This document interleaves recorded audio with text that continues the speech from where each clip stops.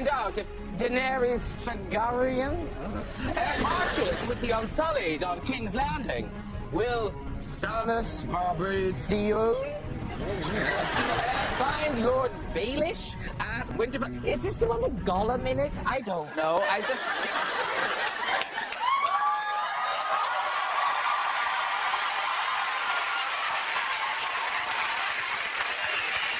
You know, I'm not coming. Graham Norton. Let's start the show!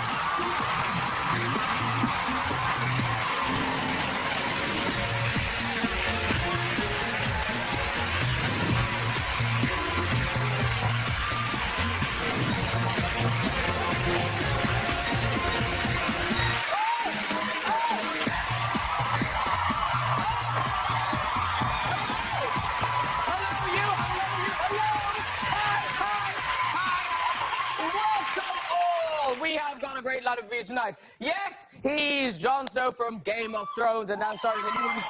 Kit Harington is here. Okay, all right, calm down. Episode star Matt LeBlanc is on the show. Yeah. From Pitch Perfect, the hilarious Rebel Wilson is joining us tonight. I love her. Plus, we have music from one of the biggest bands in the world, Mumford and Sons. Here. Good, right? That is good. That's good. Delighted to welcome Kit Harington onto the show. Yes. Game of Thrones. Now, Game of Thrones, for some people, it's an epic fantasy TV series. For other people, Game of Thrones, simply musical chairs. One wins again. Kit is also about to be seen in the new Spooks movie. What a good idea, ladies and gentlemen, to turn a TV series into a film. We should do it with this show. I wonder who they'd get to play me. It's a very exciting film, ladies and gentlemen, yes. Kit has to stop a gun-wielding maniac trying to take over the country. Less than a week to go until the election. Everyone's been out campaigning. Nick Clegg. Oh, Nick loves a photo opportunity. This week, he visited a fish market where he looked at the day's catch. Yeah. By the way, if you want to know what that endangered species is, it's a liberal Democrat. Yeah. Really gone now, really gone. Yeah. It was a disappointing turnout at the Boris Johnson for Leader fundraising dinner. George Osborne visited a Pizza Express and helped make some pizzas. Bless him. You wonder if he's going to be the one who spreads the sauce or throws it in the air. I don't know, looks like more of a tosser to me. Has been interviewed by Russell Brand for his YouTube channel. Yeah. Now, that's Ed explaining his political views to Russell. And afterwards, Russell told Ed how to stimulate all of a woman's erogenous zones at the same time. Let's get some guests on! Later, music from Mumford and Sons. But first, it looks like Snowy's Kit Harington!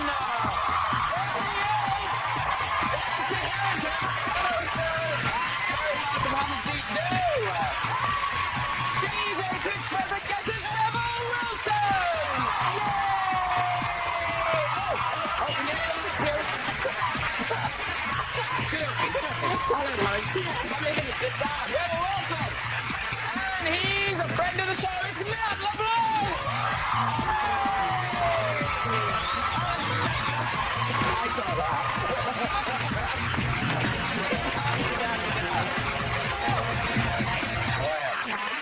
Welcome all my rebel kids. Oh, shut up, kid. Don't be shy. Okay. Yeah, Don't be shy. Get closer. Snuggle in, room for all. And by the way, Kit Harington, thank you very much for taking part in our little Game of Thrones homage. Now, that Lord of the Rings thing, because because there's The Hobbit, there's The Lord of the Rings, there's you, it's a lot of It's confusing. Yes, it is confusing. It's very confusing. Yeah. I got involved in something like that. I was in a bar. It's entirely embarrassing. And I walked up to these girls who were with my friend, and he introduced them. And I think he's kind of, you know, this is my famous actor friend. And sort of, I thought, well, this is great, you know. And as I was walking away, can I get you a drink? As I was walking away, it was, the thing is, I've never seen Lord of the Rings. So obviously, you just still look like a hobbit. No, you do not. No matter what I do. What I took away from that story, ladies and gentlemen, was that Kit Harington buys people drinks. I like him. That's what I heard. I've warmed to him. Now, are you familiar with Rebel's Oof? Wait, what? Her body of work. Oh, yes. Yeah. Because she's fan. Because Rebel before the show, you had an extraordinary confession. This is mind-blowing. Okay, I've never seen Friends. How did you avoid Okay, it? but it's one of those things like I've never slept with Channing Tatum, but eventually it's going to happen.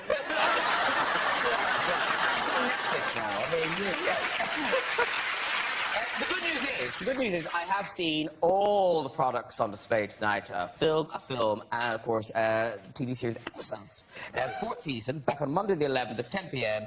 on BBC Two. Now, I won't even bother to ask, but let's assume others on the sofa haven't seen previous episodes.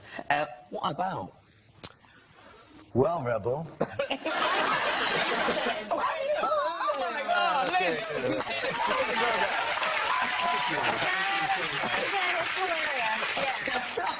Finally. Yeah, it's a crazy show about making a show in Hollywood, and all that could possibly go wrong does. It's pretty out there. And the central premise is that you are Matt LeBlanc.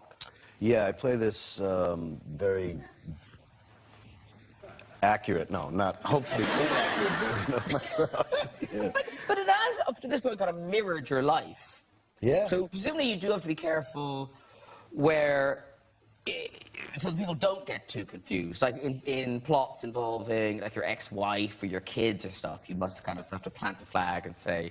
Yeah, we have to be careful there. Sometimes it'll, you know, sometimes the line gets a little blurred. Like for example, in season 1, the first season, in the show, I go over to my ex-wife's house, and I'm really drunk, and I have 2 boys in the show, which is, in real life, I just have a daughter and 2 stepkids. But I go over to her house, and I want to see my sons, and I'm really drunk. And she says, no, you remember what the lawyer said, blah, blah, blah. And I say, come on, don't be for once, don't be a C-U. Well, yes, we understand. Yeah. So before it airs, I feel like I should call my ex-wife and say, you know, and just kind of like preface this.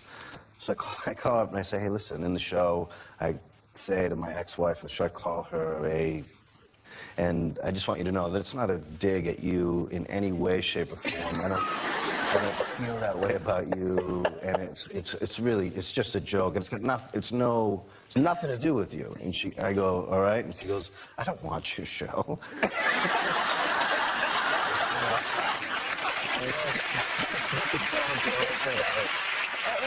This is from the first episode where Matt LeBlanc is getting some bad news. Yo. Matt, Sanford Shamiro. Hey, what's up? I don't know if you heard the news about Larry Penzel. What news? I'm afraid it's not good. No? Larry killed himself last night. Holy shit. I know, it's unbelievable. Arlene called me this morning. Evidently, he hanged himself in his garage. Oh, my God. Heartbreaking. His daughter found him. She's only 9. Jesus. Anyway, the funeral's tomorrow if you want to go. I guess I should. He's been my money guy since I got money. I'll text you the information. I'm sorry to be very bad news.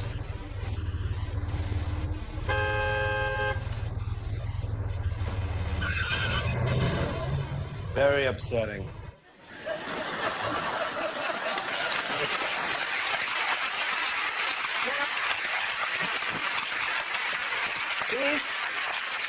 Is that scene from Matt LeBlanc's life or Matt LeBlanc's life? I wish. No. I think that one was based on a story that I told. Is it all true? No, that one's not true. But it's. I think they got that idea from. I had told one time when we were doing Friends. This, you might have not. You didn't see it. I think it was like the third season when I was driving to work and I was on the 101 in Hollywood and it was like a parking lot, the highway. I'm just stopped traffic and the windows are up and there's a girl next to me in a convertible and she's just rocking out to some song and I can't hear it. So I turned my radio off and I put the window down. She's playing the Friends theme song. It's like full blast, and she happens to look over and see me, and she screams, takes her foot off the brake, and smashes the car in front of her. And I was like, oh, I felt terrible. So I put my window up, but I couldn't go anywhere. I was like an eternity stuck on the freeway next to this accident, and she's trying to get my attention, and I was just. But I think somehow they got that idea in the show from that story, I think. I don't know. So they tell me. And still half of it is filmed here. Well, probably more than that. We film all the interiors here, and then we shoot like 2 weeks of exteriors in L.A. Okay. And when you really get into the English way of life. Haven't you been to Polo? But that's very English. Yeah. Is that fun to go to see Polo? Yeah, a lot of horses running around. It was an open bar. Hello? Suddenly. Yes, it is very fun. Yeah, from what I remember. But didn't you meet you met very posh people at the Polo? Yeah, I did. I met Prince William and Prince Harry there. Don't get posher. Yeah. It's cool talking to princes. I talk to a lot of Nigerian princes online. It's just always, interesting conversation and talk about financial exchanges and that kind of thing. Have you met? Because Prince William, didn't they ask to see Pitch Perfect? Yeah, William and Kate asked for a private screening of Pitch Perfect. Wow. Yeah, at like their castle. I think that's what it's called. We've got a lot of big fans of Pitch Perfect.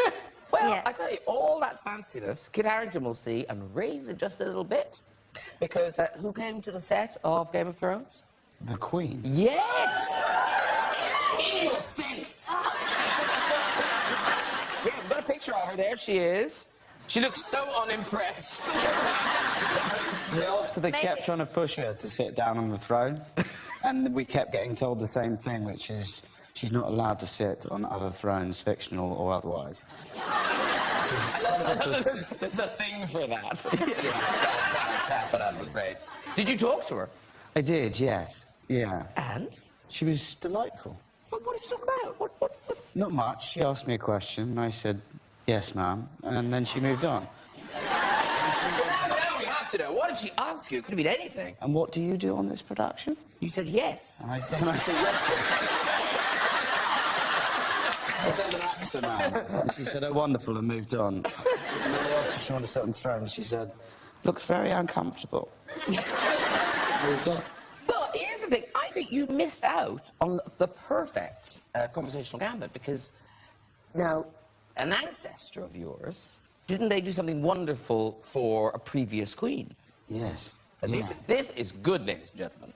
Queen Elizabeth I, it was Sir John Harington, and he invented the flushing toilet. No. No, because you were saying it was the other guy. Yeah, wasn't it John Crapper? And the word Crapper comes from... Thomas Crapper. Thomas Crapper. Thomas Crapper. Yeah, but the word John, comes from John Harington. So it wasn't Crapper. Crapper just came and merchandise, whatever, he made it into mass production. Oh, okay. Well, you would know better than me. You're related to the guy. Yeah. So it's called the John because of him? Yeah. Okay. Yeah. Wow. That's much more polite than Crapper. Was it your... Why is it more polite? That's the thing. Why has Crapper John now was, become more of a... polite term for it. The John or the crapper? I don't know. This is like a really poorly researched "Who do you think you are" episode. Who was it? Maybe, I don't know. Any which way and who. But Rebel Wilson, also very famous relative. I am actually a distant relative of Walt Disney. Now, are you really? Yeah, my great aunt married him. Really? Yeah. No way. Yeah. So, See any of his stuff?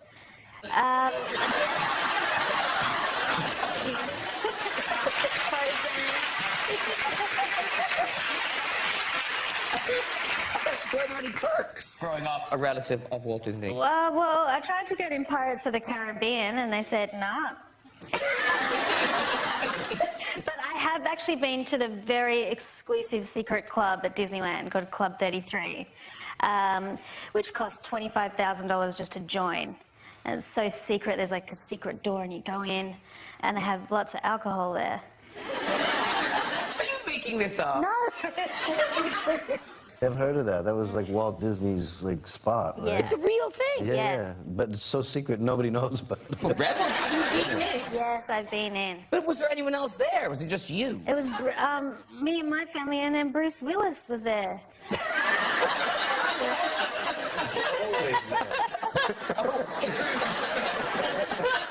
a day goes by, he's not in here. And they had a buffet.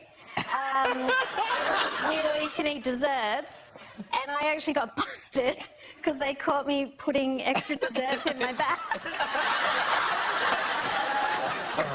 Now, I don't know about Rebel has certainly got the entertainment gene. I don't know if you saw the last time Rebel was on, but the last time Rebel displayed her rapping skills.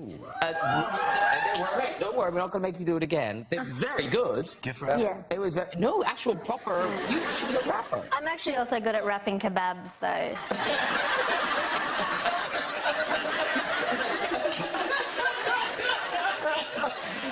I feel a bit sick. But we've now learnt, ladies and gentlemen, that Rebel Wilson, you are a sort of trained sort of ninja. Yeah. Have I been in a novice all-star martial arts championship? Yes. Did I get my face punched in? Yes.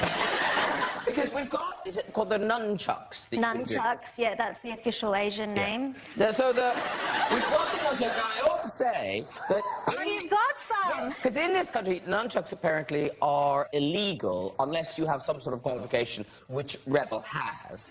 And also, these ones aren't the really dangerous ones. These are just, I don't know where we got them from, a toy shop. But, so don't mess around with your nunchucks. Okay, so you can do a little nunchuck display. Sure. I mean...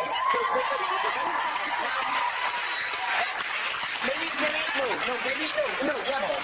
I'm going away. Not near Matt's face. No. So... Or Kid Harington's face. Just want to go like this during the stunt routine to protect yourselves. I would go over here and I'd move down a bit. Okay. So, wait, Joe, not me. Also, it would really help us if you didn't hurt anyone during this. Okay. Well, people in the front row, maybe just protect your money makers. Do you want some music for this? Yeah, I mean, you need music to do nunchucks. Okay, here we go.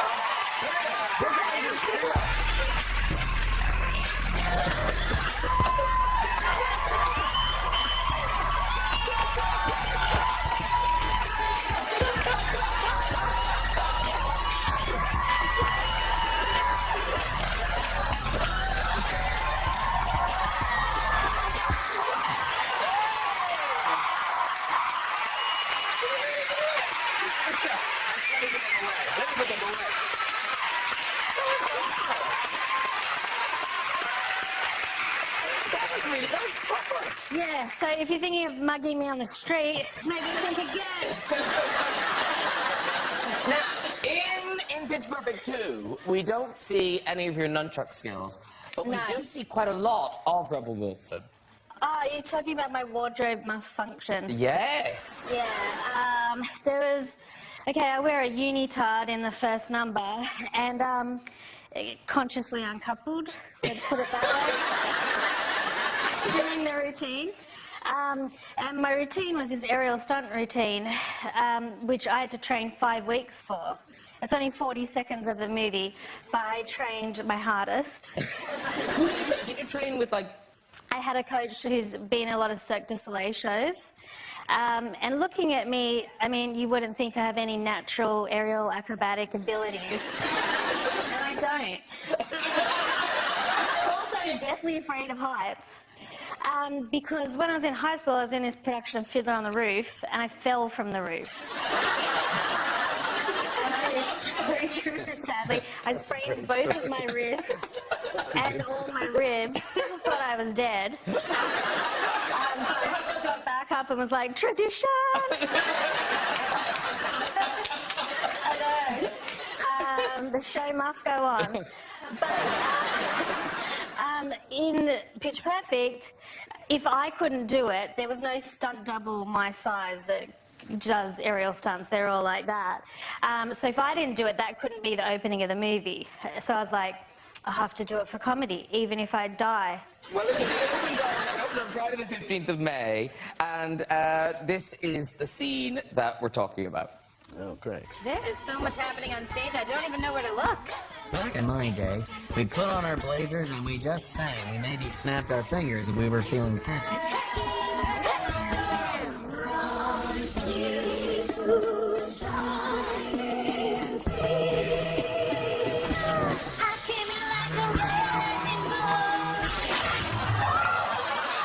Oh no, she has no underwear on.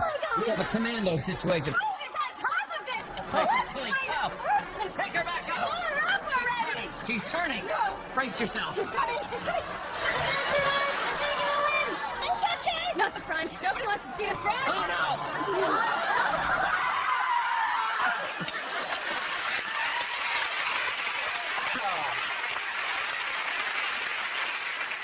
And it's not just the singing competition, there's also romance. And this gives Rebel, you're the only Bella with a solo number. Yeah. A big, and it's an action-packed solo number. I get to sing a solo to my love interest Bumper in the film. And, I mean, I really hope the Academy notices my performance and just how deep I went. Yeah. With my tongue. The kissing is a look away moment. Now, I have to say, Rebel Wilson, not the only singer on the couch, because Matt LeBlanc, you've sung in quite a few shows. Oh, yeah. Yes. Joey, really early on, was in a musical, wasn't he? Oh, yeah. Was in I think it was like right in the very beginning of the first season, like episode 4 or something. It was called Freud. It was Joey Freud. Yeah. Do you remember any of the songs? Unfortunately, I do.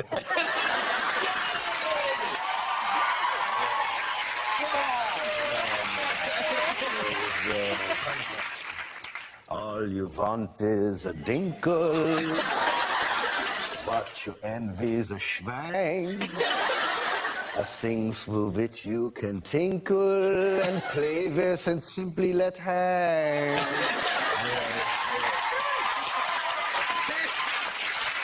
But then, someone in our office is a real kind of friends, he knows all the episodes. And he was going, ask him about the song in the casino. Apparently you were in Vegas, and there's a song in a casino with a croupier. Ooh. I don't remember that one. But you've got the same hands. Oh, the hand. Oh, my God. This hand is you. Well, okay, I gotta say that first. Meet a guy that Joey, not me, because Joey in Friends. Maybe you check it out one day. Meets a guy in a casino who's his exact hand double. and he thinks he has struck it rich now. NASA's going to want to talk to us. This is big. So he comes up with this song, and I think it goes like this. I think, gosh, it's so... This hand is your hand. This hand is my hand. No, wait, that's your hand. Oh, no, that's my hand.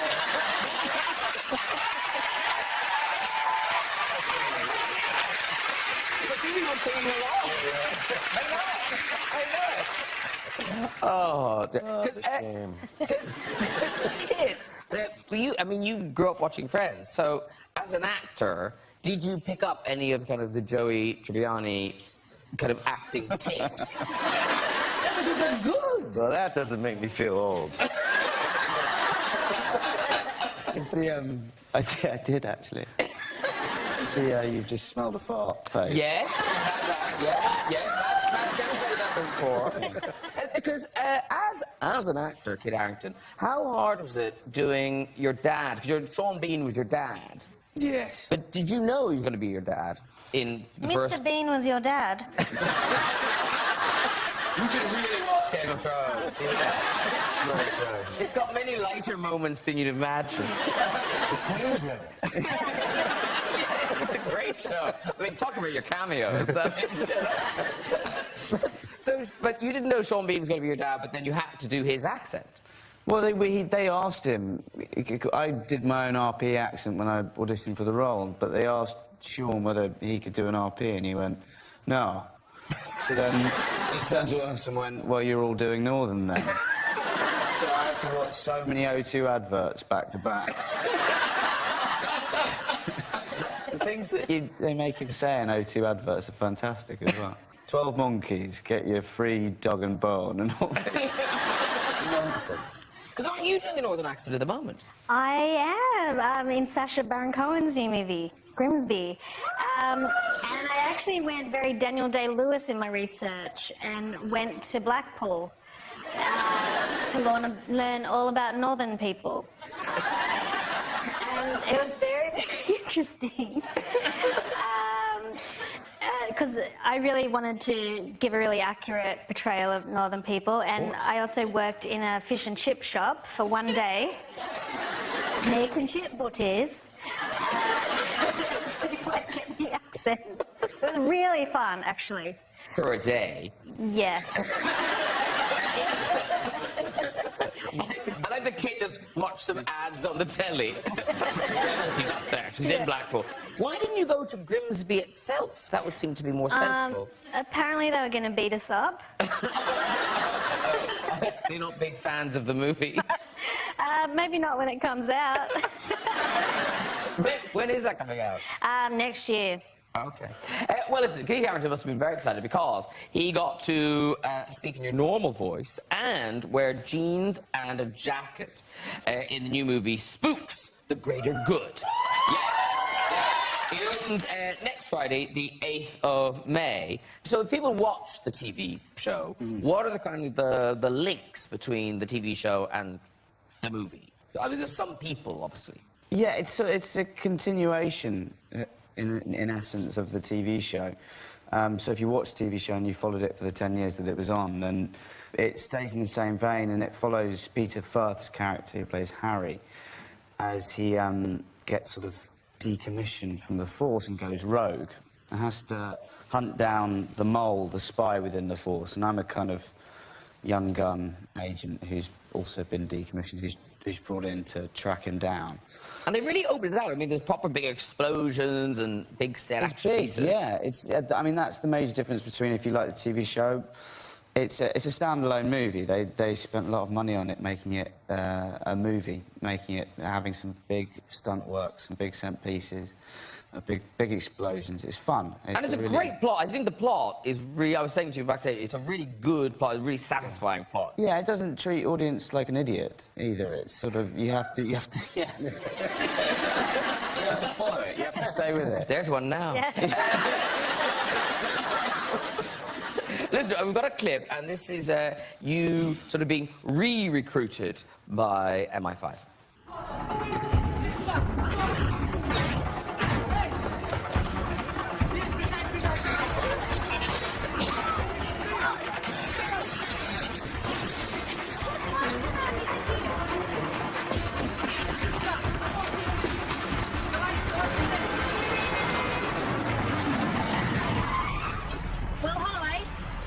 in. Here's the go.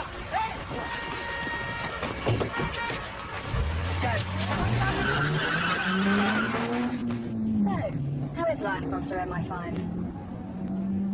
You're not from the Moscow section.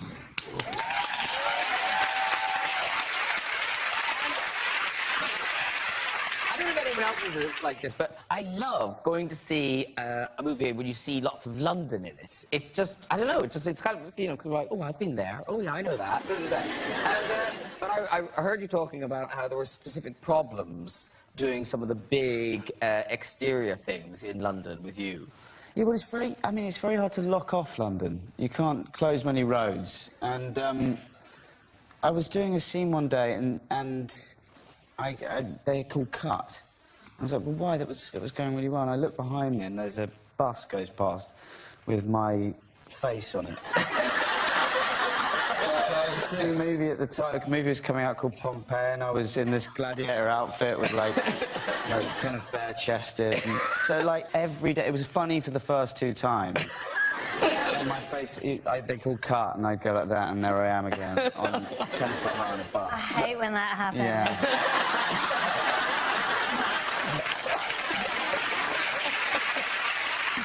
How was Game of Thrones when you kind of said, oh, by the way, I'm off to make the movie Spooks? Because do they feel like sort of they own you? Well, they do own me, Graham. I mean, seriously, do they? Are you on... Is it one of those sort of ironclad contracts where, you know... Yeah, I mean, you must know this. You're contracted in first option to a certain TV show. You can go and do what you like on the off season. But you better show up looking exactly the way you did when you left. Hence this bird's nest on my head. It looks lovely, doesn't it? It looks like Yeah. you very much. Because, were Friends okay when you went off to make movies in the in-between series? Yeah, I mean, for me, it was more about, you know, don't kill yourself. Okay. I'll do my best. So, Friends were fine when you decided to go off and make your baseball chimp film, Ed. I've seen that one.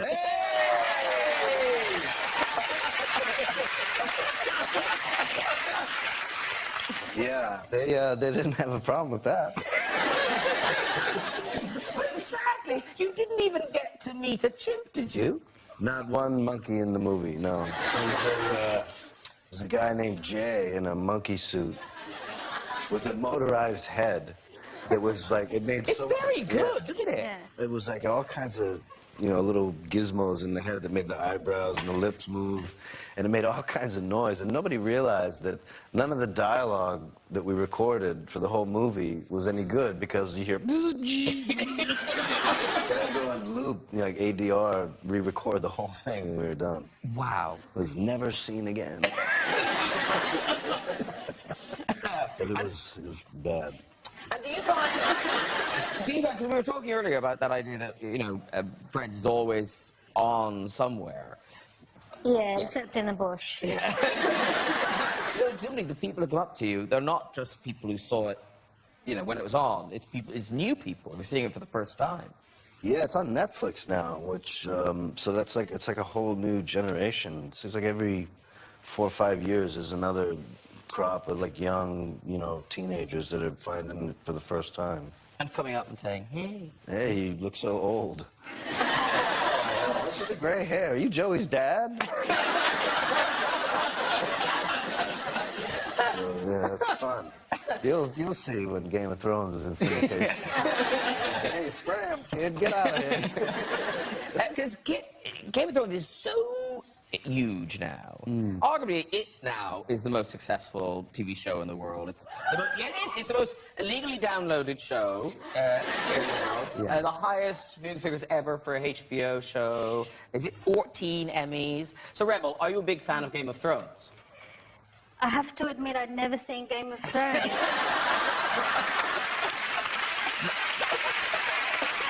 got to squeeze an episode in when you knew we were going to be on the show with it. No. You not have the fucking TV?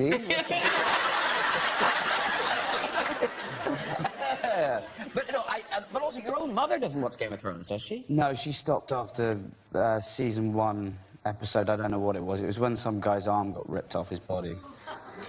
Good noise over there. Ooh, ooh. She rang me and she said, no, it's too much. I'm not doing any more, no. And then, like, she decided to pick it up again later on. Yep. But chose just the wrong episode to dip into, which is when I was having my love scene in a cave. So then the second call going, no, darling, no, that's it. That's a very good noise. Love scene in a cave. Oh!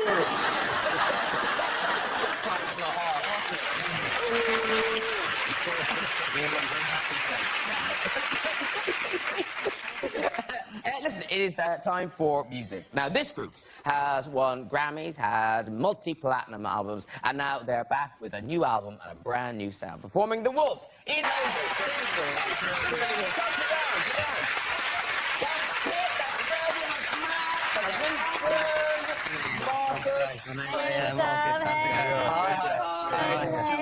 That was incredible. That's one of my favourite performances on the show in a long, long time. It was just fantastic. So that is from the new album, Wilder Mind, which is out on the 4th of May. Is that next Monday? That's next Monday, isn't it? Yes. Very good. Yeah.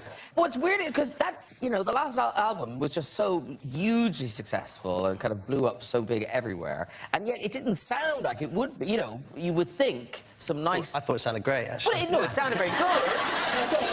No, you know, but to the nice gentleman from England playing banjos and things, you'd expect it to have that huge commercial appeal. You must have been a bit surprised. Well, it's probably because we're so good looking. Well, it's that. You know, it's hard to resist. Man Candy on tour. And, I know you're doing Reading and Leeds festivals and things, but you're also doing, you've got your own festival.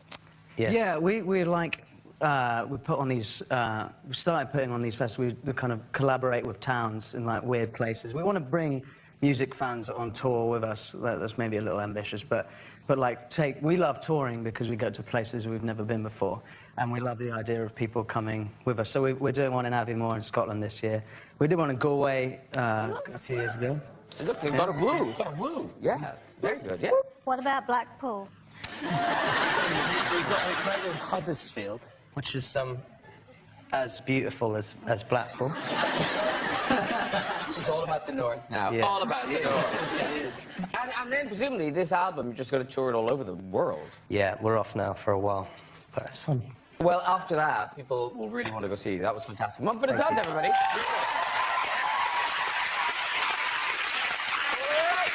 Before we go, let's make this week's visit to the big red chair. Hi, who's there? It's Christine. It's Christine. How are you, Christine? Very well, thank you. That's good. And where do you live, Christine? I live in London. And what do you do? I'm a PhD student. Of? Epidemiology. Ooh, epidemiologist. No.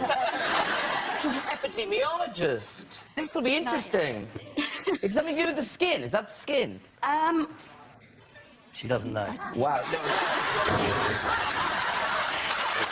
No, she's doing a PhD in it. Come on. Really? That was piss poor. Yeah. Fail. Next, please. Hello. Hi. Hi. What's your name? I'm Natasha. Natasha. And where are you from, Natasha? I'm from Southend in Essex. The South End in Essex? Yeah. Oh, they love it. And what do you do, Natasha? I'm a medical student. Oh, right. And then what will you be? Like a doctor or a... A doctor. A doctor. I'll be a doctor, all right. Yeah. I'll be a doctor of everything. Yeah, that's me, yeah. I like that first one. I'll let you go with your story. So about 7 years ago, I went to Belize and Guatemala, and I went in the jungle for a bit, and I came back covered in mosquito bites. And 2 weeks later, one of them still hadn't gone, and I was getting this really sharp, stinging pain in my arm, and my doctor thought it was just infected, but I'd heard the horror stories, so I covered it in Vaseline and I put a plaster on it. And later that night, it was really itchy, so I peeled off the plaster, and there was this little, like, worm just trying to pop out on my arm. Tremors.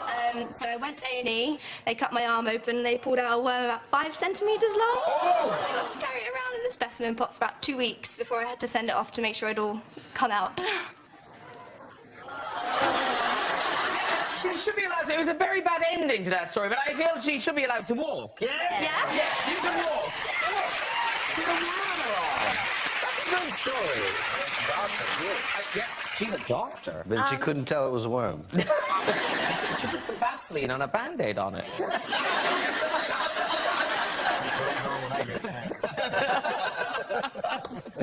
Rebel? I once had a spider lay spider eggs, and I thought it was just a pimple until one day it popped and little spiders came out. Taking that up. I'm from Australia, like we have a lot of spiders. And it was freaky, and I thought like I was an alien or something. But I'm fine now. Yeah! Kid Harington's looking at you like, oh my God. What am I sitting next to? If you want it, I've still got like a little... All the people in the red chat, if you enjoyed the show, have a go. You can go back and buy our red chat. It's very okay. Thank you, my guest tonight. It's Mumford and Sons. Kid Harington.